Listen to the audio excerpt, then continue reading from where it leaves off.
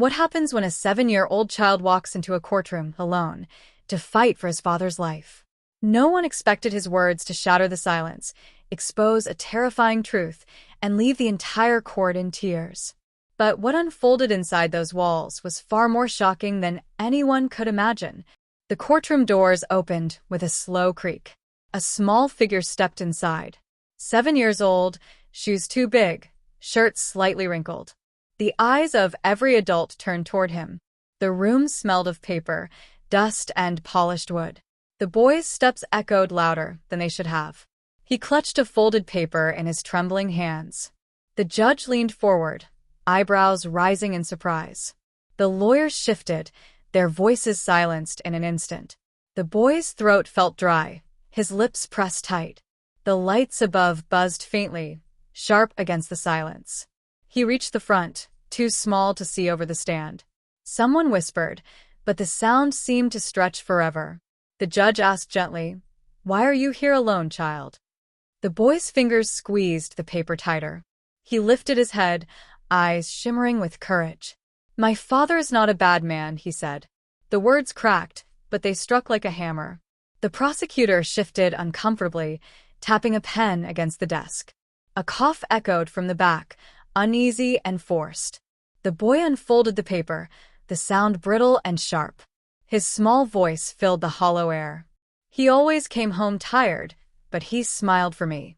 The room stirred, breaths drawn in shallow gasps. The boy's chest rose and fell quickly, like a bird trapped. He glanced at the man in handcuffs across the room. His father's eyes were red, glistening with unshed tears.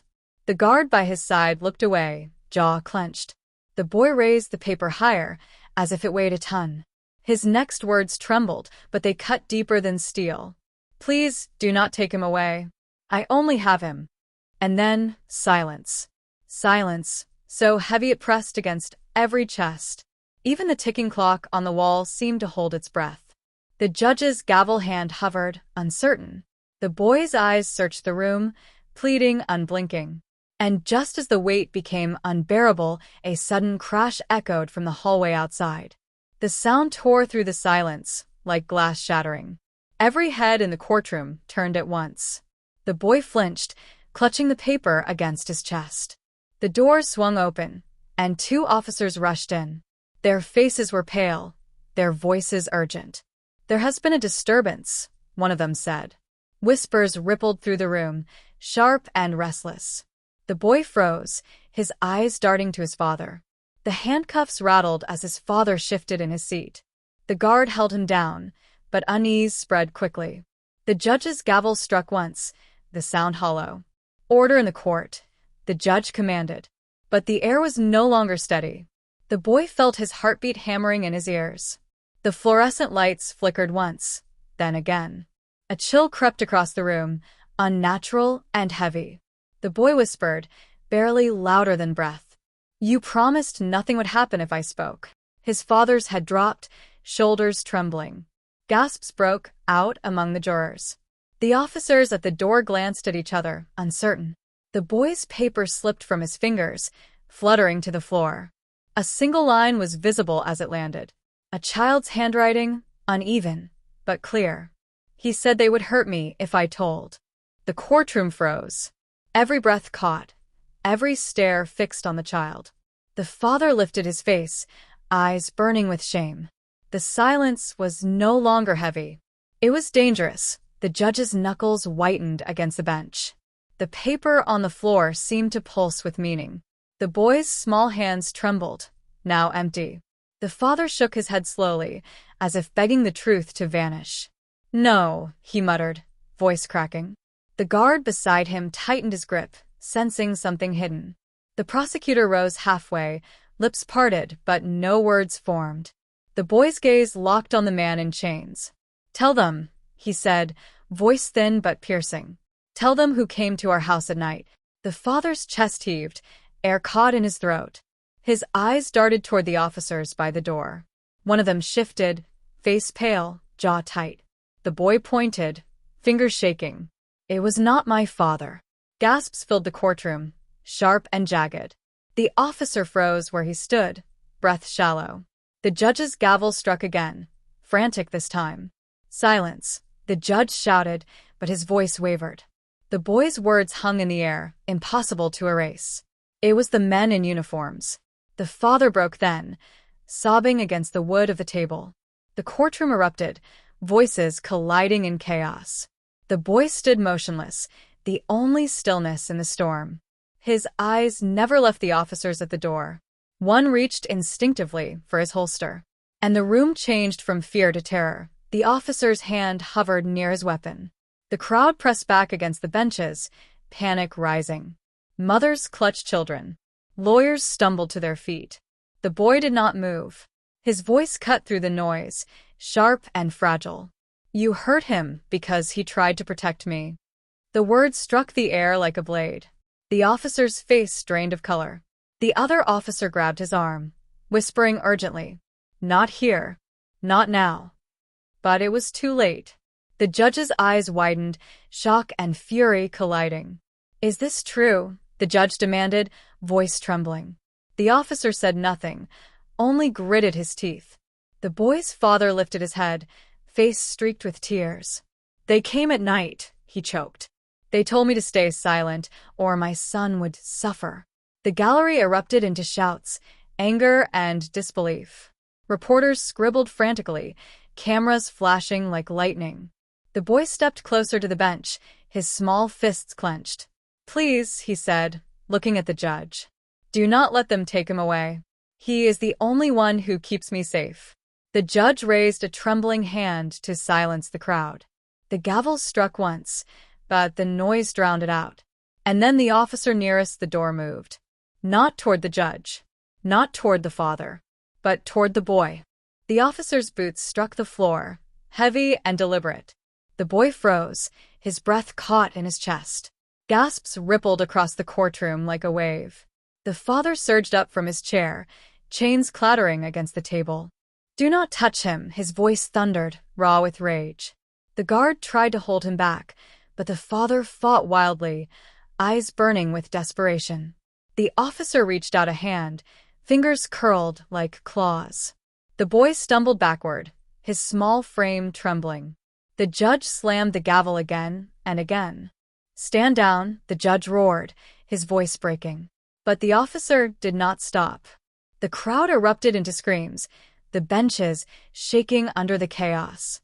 Reporters shoved forward, cameras flashing in the haze of fear. The second officer grabbed his partner's arm, but the first tore free. "Silence the child," he hissed through clenched teeth. The boy's eyes widened, his throat tight with terror. He could smell the officer's sweat, sharp and sour in the air. The father roared again, muscles straining against steel cuffs. And in that instant something cracked. A sound of metal against wood. The chain snapped. The father was free. He lunged across the courtroom with the force of a storm. The officer turned too late. The father's body slammed into the officer with a force that shook the benches. The boy stumbled back, nearly falling, as the men crashed to the floor. A chair toppled, skidding across the polished wood. The officer's hand shot toward his holster, but the father pinned his wrist down, veins bulging with fury. "Do not touch my son," he roared, his voice echoing against the walls. The second officer rushed forward, torn between duty and fear. The crowd screamed louder, some trying to flee, others frozen in horror. The judge stood, robes swaying, gavel raised uselessly in his hand. The prosecutor backed away, papers scattering like snow. The father's face twisted with rage and desperation.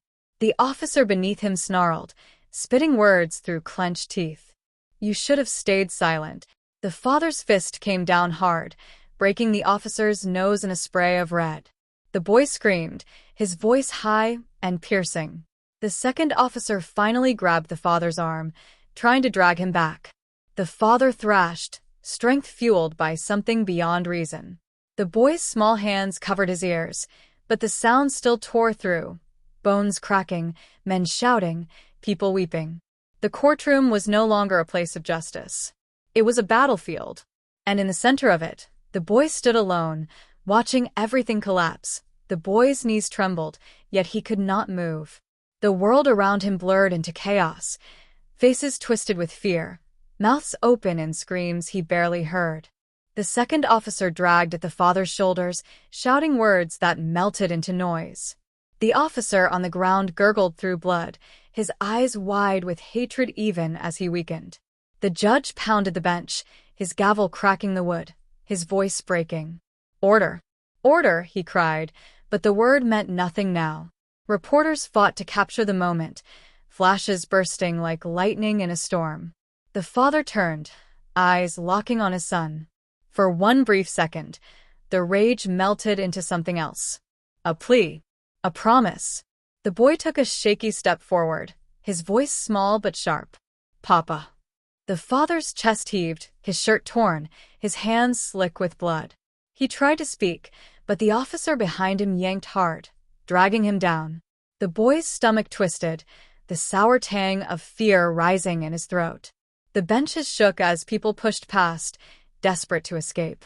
And then, a deafening crack split the air. Not the gavel. A gunshot. The boy flinched, his ears ringing, the sound carving itself into his skull. Smoke curled upward in the stillness that followed. Someone had fired. But no one yet knew at whom. The smoke lingered, curling like a phantom above the chaos. The boy's heart hammered so hard he thought it might burst. His eyes darted across the courtroom, searching. The second officer froze, pistol still raised, his hand shaking. The father staggered, his body jerking backward. For a moment, silence swallowed everything. The boy's mouth opened, but no sound came. A red bloom spread across his father's shirt. He swayed, chains rattling faintly as though mocking freedom. The father's knees buckled, crashing against the wooden floor. The boy screamed then, the sound tearing from his throat raw and desperate. People in the gallery shrieked, some shielding their faces, others pressing against the walls in terror. The judge dropped his gavel, his hands trembling uncontrollably. The officer who fired stared at the gun as though it were a stranger in his grip. The father's eyes, dimming but fierce, found his son one last time.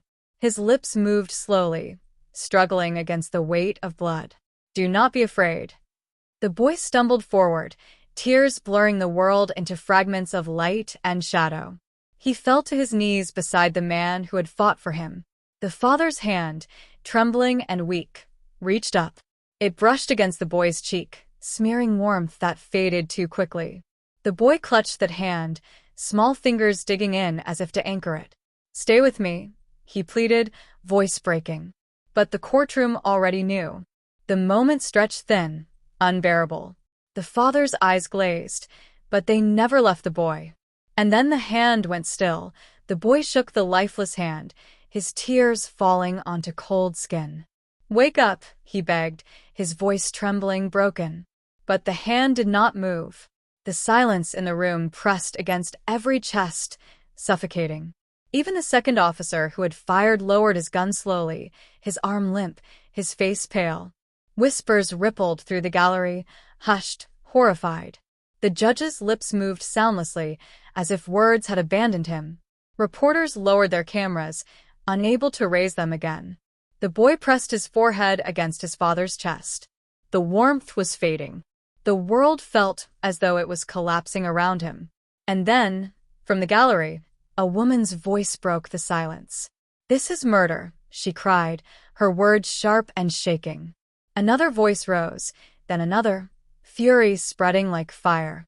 "They silenced him," someone shouted. "They killed him in front of his child." The crowd surged forward, no longer afraid. Hands pointed at the officers, at the pistol, at the chains. The officer who fired stepped back, eyes wide, breathing shallow. The boy lifted his head, cheeks streaked with tears. His voice was small, but it carried across the court like thunder. "You promised to keep us safe." And every face turned toward the judge. The judge's face drained of all color. The boy's words clung to the air like smoke that would not clear. The gallery erupted, people shouting, fists pounding on the benches. "Justice," someone roared. "Arrest him," another cried, pointing at the officer with the gun. The officer stumbled backward, his pistol clattering to the floor. He raised his hands as the crowd surged, fear flooding his eyes. The second officer tried to shield him, but the people pressed closer, their fury unstoppable. The bailiffs shouted for order, but their voices were swallowed by rage. The boy remained kneeling beside his father's still body, his small hands gripping the chain that bound him. He did not flinch, even as the courtroom shook with chaos. The judge slammed the broken gavel against the bench, splinters flying. "Enough," he roared, though his voice cracked under the weight of it. The shouting slowed, but the fury did not vanish. Every gaze fixed on him, demanding an answer. The boy lifted his tear-streaked face once more, his voice cutting through the uproar. "If the law cannot protect us, then what is it for?" The question silenced the room more completely than the gunshot had. The judge's lips trembled. He had no reply. The boy rose to his feet, standing alone beside his father's body. And in that moment, the child was taller than every man in the room. The judge's eyes flickered between the boy, the blood on the floor, and the trembling officer who had fired the shot. The weight of every gaze in the room bore down on him, crushing, relentless. His gavel slipped from his hand and rolled across the bench with a hollow clatter. For a long moment, he could not breathe. The boy's question echoed inside his head, louder than the chaos that had filled the courtroom. "If the law cannot protect us, then what is it for?" The judge rose slowly, his face pale, his jaw clenched tight. "Seize him," he ordered, his voice shaking but firm. The officer who had fired the shot staggered back, disbelief widening his eyes. Two bailiffs rushed forward, wrenching his arms behind his back. The crowd erupted, their shouts now filled with approval, a storm of fury finding direction. The officer screamed protests, his words drowned by the roar of voices. The boy stood unmoving, his small hands curled into fists at his sides. The judge looked down at him, his eyes glistening with something unspoken, guilt, perhaps, or shame. "This court will not turn away from truth," the judge said, though his voice quivered under the weight of the dead man's presence. The crowd surged again, some shouting for more arrests, others weeping openly. The boy's gaze stayed on the chains still fastened around his father's lifeless wrists. He stepped forward and touched the cold metal. "Take them off him," he whispered. And the demand struck harder than any gavel. The hush fell again, heavy and expectant. The boy's words lingered like a command no one dared ignore. The bailiffs hesitated, glancing toward the judge. His face was rigid, but his nod was slow and deliberate. "Remove them," the judge ordered, voice low, almost reverent. The bailiffs bent down, fumbling with the iron cuffs. The clink of metal echoed as each shackle was undone. The chains slid from the father's wrists, striking the floor with a dull, final weight. The boy lifted the cold links with both hands, his arms trembling under their heaviness. He stared at them, then let them fall beside the body. The sound was sharp, final, like a door slamming shut. Gasps rippled through the crowd, some covering their mouths as tears welled. The father lay free at last, even in death.